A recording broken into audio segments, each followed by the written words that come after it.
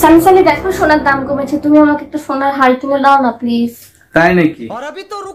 তো তোমার এই সোনার দাম কত?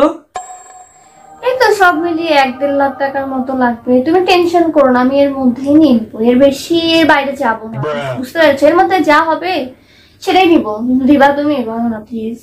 হ্যাঁ দিব, তুমি আমার একটাই বউ, তাও আবার সুন্দরী বউ।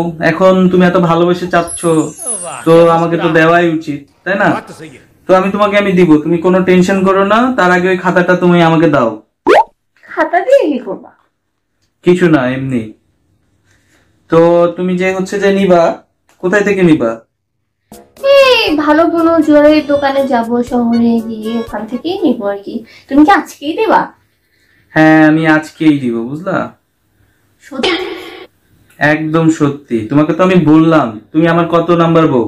একটাই বউ, ঠিক আছে? আমার তো কোনো নাম্বারের কোনো জায়গাই নাই। আমার বউ কয়টা? একটা। তাহলে তার উপরে আবার আমার বউ সুন্দরী, তো একটা হাত তো আমি কিনে দিতেই পারি। আর 1.5 লাখ টাকা কোনো টাকা হলো বলো? তোমার কোনো সমস্যা হবে না তো? না না, আমার এই 1.5 লাখ টাকা আমি 1 ঘন্টার মধ্যে নিয়ে আসছি।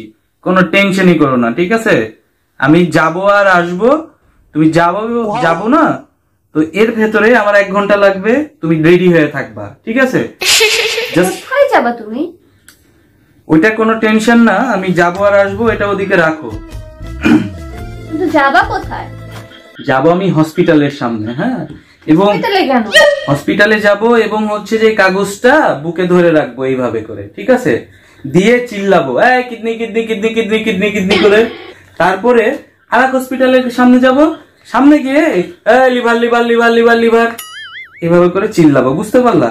ওখান থেকে কিডনি অথবা লিভার একটা একটা করে বিক্রি করব, করে নিয়ে এসে চলে আসবো, দিয়ে তুমি আর আমি হার কিনে নিয়ে আসবো, ঠিক আছে না?